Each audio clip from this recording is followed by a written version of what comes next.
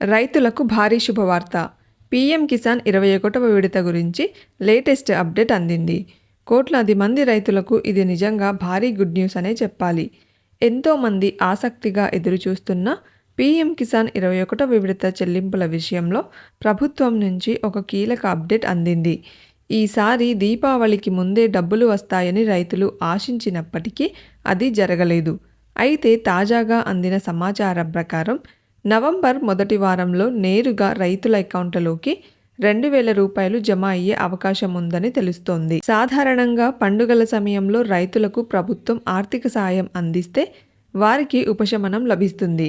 అందుకే చాలామంది దీపావళి పండుగకు పీఎం కిసాన్ డబ్బులు వస్తాయని భావించారు.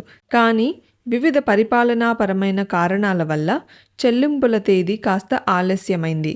తాజా అంచనాల ప్రకారం నవంబర్ మొదటి వారంలో అంటే నవంబర్ 1 నుంచి 7 తేదీల మధ్య ఈ 21వ విడతను విడుదల చేసేందుకు కేంద్ర ప్రభుత్వం సిద్ధమవుతున్నట్లు తెలుస్తోంది. ఎన్నికల కోడ్ ఉన్నా చెల్లింపులు ఆగవా అన్నట్టు చాలామందికి డౌట్ ఉంది. ప్రస్తుతం బీహార్ రాష్ట్రంలో అసెంబ్లీ ఎన్నికల కోడ్ అమల్లో ఉంది.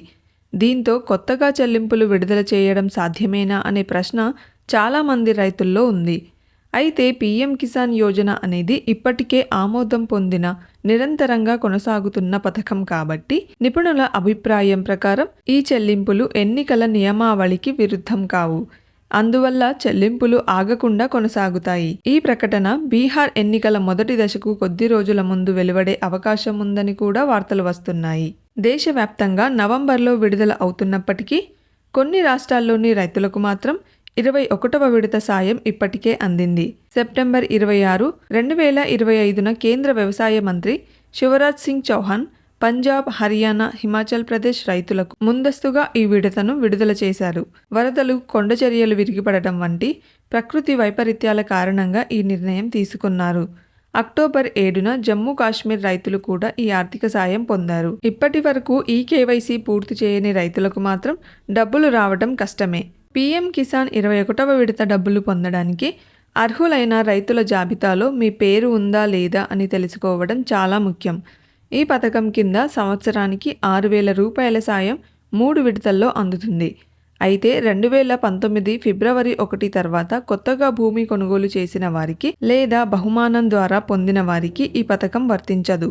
వారసత్వంగా భూమి పొందిన వారికి మాత్రం మినహాయింపు ఉంది. అంతేకాకుండా తప్పనిసరిగా ఈ కేవైసీ పూర్తి చేయని రైతులు, అలాగే ఆధార్ నెంబర్ బ్యాంకు ఖాతాకు లింక్ చేయని ఖాతాలు ఉన్నవారు ఈసారి 2,000 పొందలేరు. ఈ కేవైసీ పూర్తి చేసే విధానం చాలా సులభం. ఆన్లైన్లో pmkisan.gov.in వెబ్సైట్లోకి వెళ్ళి ఓటీపీ ఆధారంగా ఈ కేవైసీ చేయవచ్చు. ఆఫ్లైన్లో దగ్గరలోని కామన్ సర్వీస్ సెంటర్ వద్ద బయోమెట్రిక్ ఈ కేవైసీ పూర్తి చేయవచ్చు. మొబైల్ యాప్లో ఫేస్ అథెంటికేషన్ ద్వారా కూడా ఈ కేవైసీ చేసుకునే అవకాశం ఉంది. మీ బెనిఫిషియరీ స్టేటస్ను ఇలా చెక్ చేసుకోండి. మీ ఖాతాలోకి డబ్బులు జమ అయ్యాయో లేదో తెలుసుకోవడానికి మీరు బెనిఫిషియరీ స్టేటస్ని చెక్ చేసుకోవచ్చు. ముందుగా అధికారిక పీఎం కిసాన్ వెబ్సైట్ను సందర్శించండి. హోమ్ పేజీలో కనిపించే బెనిఫిషియరీ స్టేటస్ ఆప్షన్పై క్లిక్ చేయండి. మీ ఆధార్ నెంబర్ లేదా బ్యాంకు ఖాతా నెంబర్ను ఎంటర్ చేయండి. గెట్ డేటా అనే బటన్ను క్లిక్ చేయగానే మీ చెల్లింపు యొక్క తాజా స్థితి స్క్రీన్పై కనిపిస్తుంది. రైతులు వెంటనే తమ ఈకేవైసీ స్థితిని పీఎం కిసాన్ 21వ విడత స్టేటస్ను చెక్ చేసుకొని ఎలాంటి ఇబ్బంది లేకుండా ఆర్థిక సాయం పొందాలని కోరుకుందాం.